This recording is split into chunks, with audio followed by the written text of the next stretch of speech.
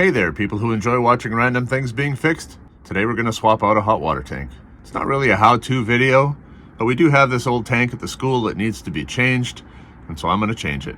If you enjoy this content, consider subscribing to the channel. Now sit back and relax, and let's get it done.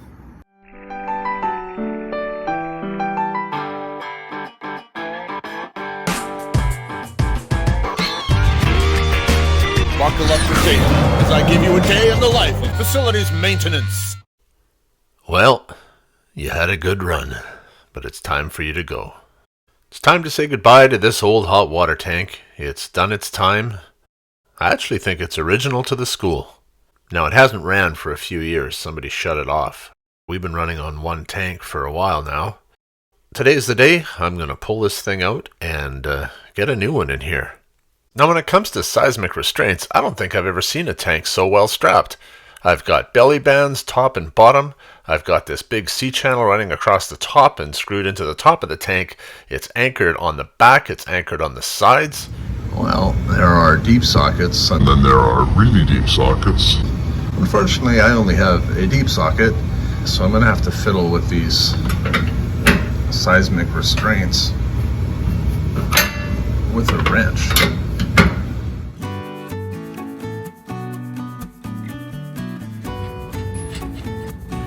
I'm not even kidding when I say that you could turn the school upside down and shake it, and this tank would not move. Contrast that to the newer tank to the left that only has a piece of all-round strapped around it, and this would be an example of taking overkill to new heights. I think the sweet spot is probably somewhere in the middle.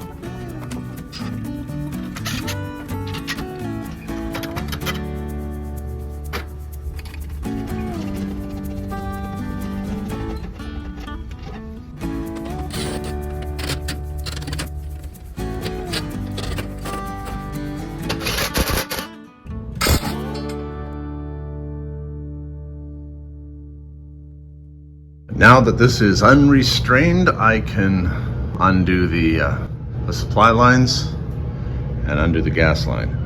The nice thing about the install, when I go to put things back, well, a couple of nice things.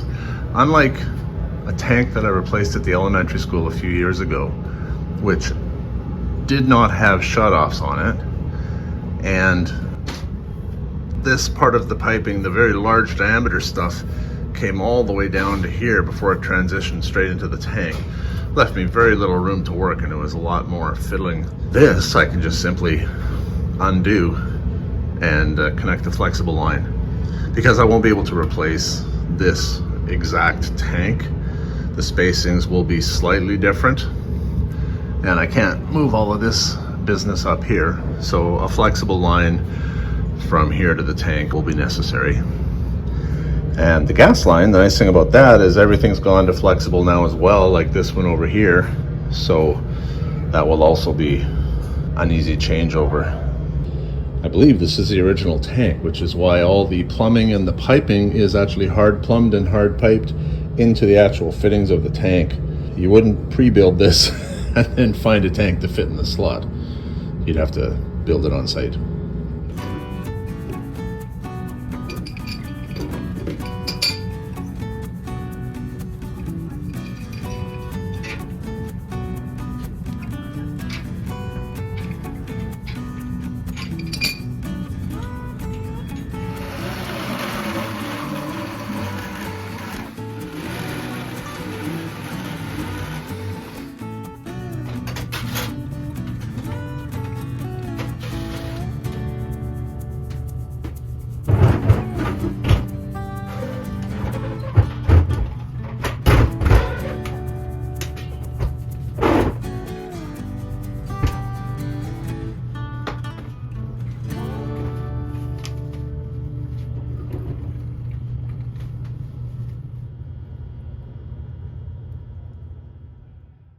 Not knowing the exact height of the replacement tank, I'm going to leave this B-vent alone for now and just leave it hanging here. I may need to shorten it, I may need to lengthen it. At this point, I do not yet know. Well, I already know that this is a 227 liter or 43 US gallon tank, but for the record, before I order a new one, I'm going to see what my height and diameter are, and get as close to what our original spec is as I can. Well, as it turned out, our 40 US gallon tank was 22 inches in diameter and 59 inches tall. And I was able to find a tank that's 23 3/4 inches in diameter and 54 inches tall. But get this, it's actually a 50 US gallon tank. So I'm not sure if newer tanks have thinner tank walls or not, and that's partly how they increase the volume of the tank by 10 gallons. But maybe just being slightly larger in diameter makes that much of a difference. All I know is that I'm happy to be able to increase the volume of our tank by 10 gallons and yet fit it into the exact same spot that the old one came out of.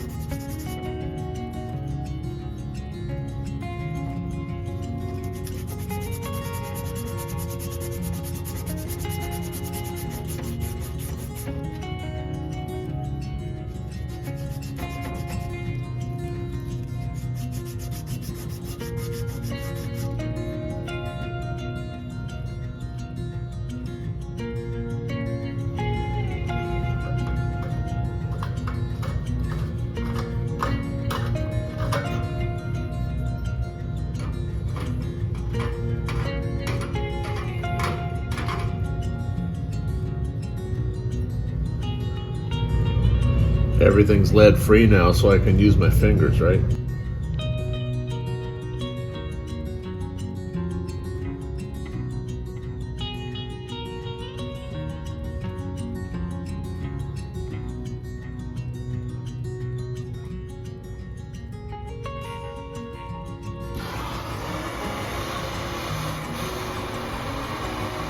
You'll notice that I'm heating the fitting on one side, but I'm touching my solder down to the opposite side. In this way, when the solder hits melting point, it's drawn all the way through to the other side of the fitting and gives us our best seal.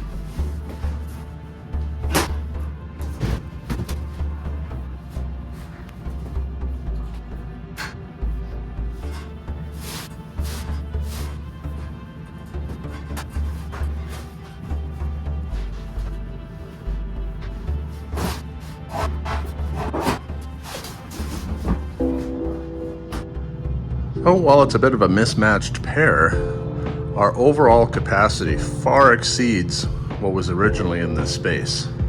The original tanks were a pair of these guys right here, which, as I mentioned, are 227 liters, which is 42.3 US gallons. This one here is a 75 US gallon tank. And this new one, albeit short, is a 50 US gallon tank. So we've gone from 80 US gallons in total to 125 US gallons with this pair. Now that I have this new tank in place, I can see that I'm going to come up a few inches short. I was hoping that this elbow straightened out would be enough to extend my B-vent so it would fit. But it will not. I need something about 3 inches longer to make that connection. Now, I know what you're thinking. You're thinking, Arnie, that's not like you to buy a tank that's 10 inches shorter than the one that came out of there. Well, in my defense, the manufacturer's posted specs on the website were incorrect. This tank is actually almost 4 inches shorter than what they advertise. On the other hand, these supply lines are flexible enough that I can get them to work, and they should work just fine.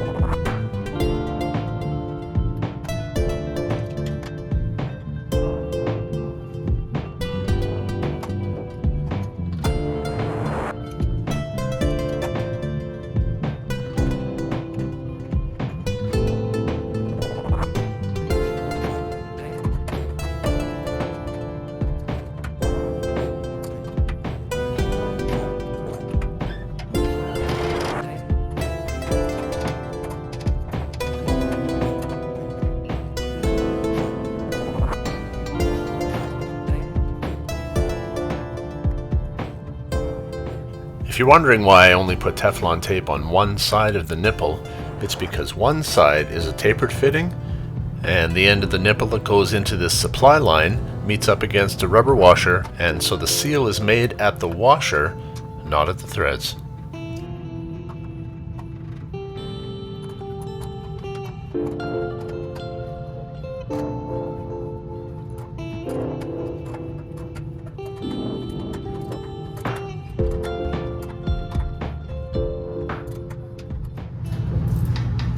It is tiny. It is, yeah. It looks funny beside the other one.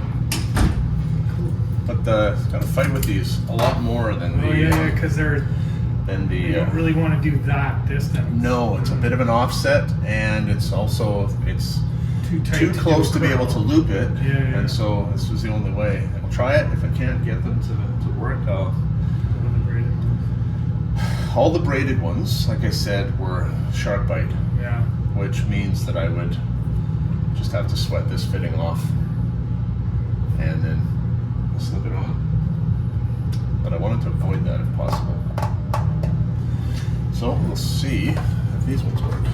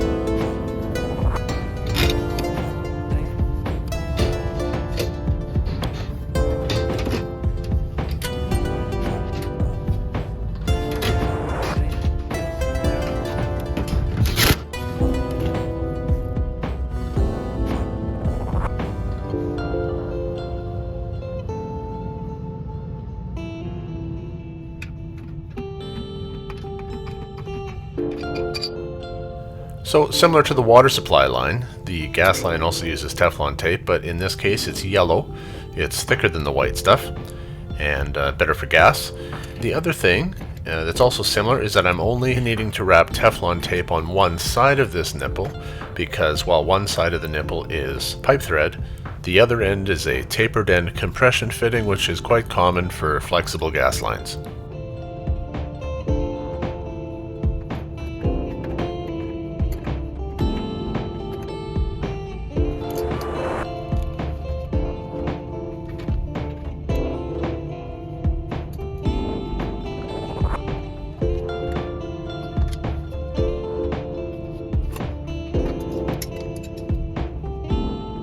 And the last step after connecting any gas line and before turning on your appliance is to spray the connections with soapy water and look for bubbles.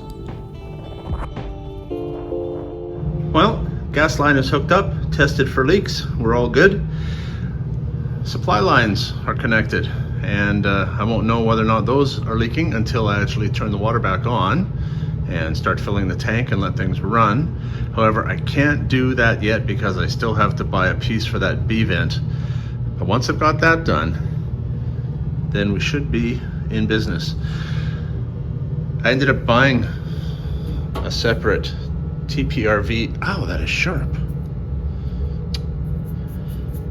Bought a separate TPRV discharge line because I didn't know if this tank would come with one, and it did. So I can return this one. The old tank didn't have one on it. It should have. And as far as seismic restraints are concerned, I have the one on the bottom. I don't have one on the top because the tank is actually too short for that one. I may take a piece of all round and attach it to the wall. Do some securing in that way.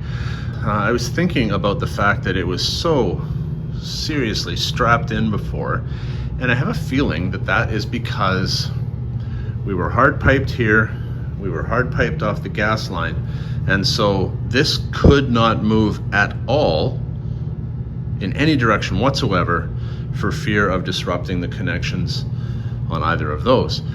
Fast forward 30 years and our gas line is now flexible and our supply lines are now flexible, so they can handle a little bit of movement. Of course, you don't want the tank to tip over, but a little bit of shuddering won't hurt anything. Unlike 30 years ago when everything was completely hard piped. At least that's my theory and I'm sticking to it. So I have to run out and grab a piece of B-vent, and once I do that and I have that connected, we should be able to fire this thing up.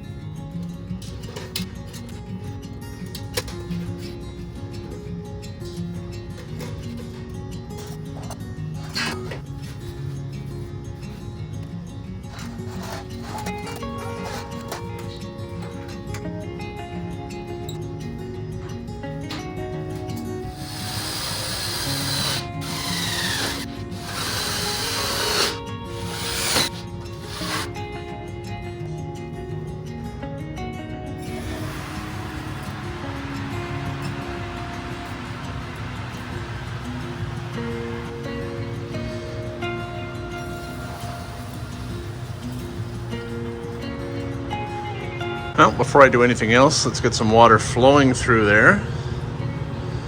I can check for leaks. I can hear things filling.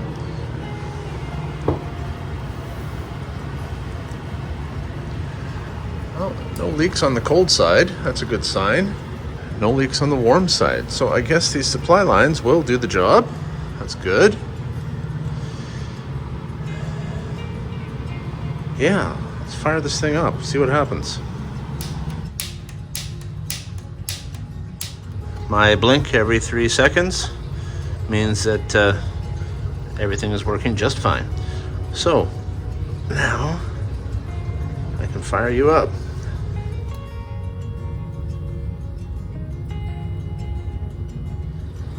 I can't get over how funny this looks with his little thing sitting beside here.